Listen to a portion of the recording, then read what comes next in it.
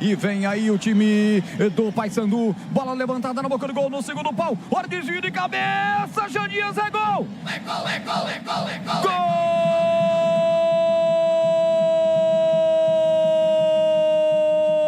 Gol do Paysandu!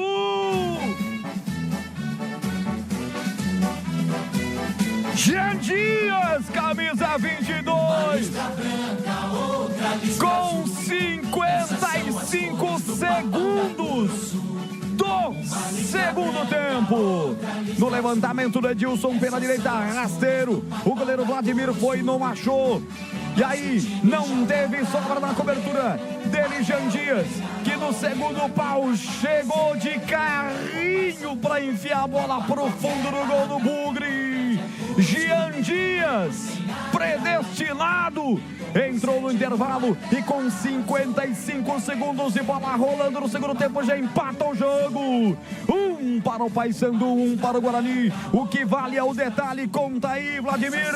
A liberdade que teve o Edilson na direita ali para fazer o cruzamento, né, Roger? Recebeu a bola, cruzou rasteiro.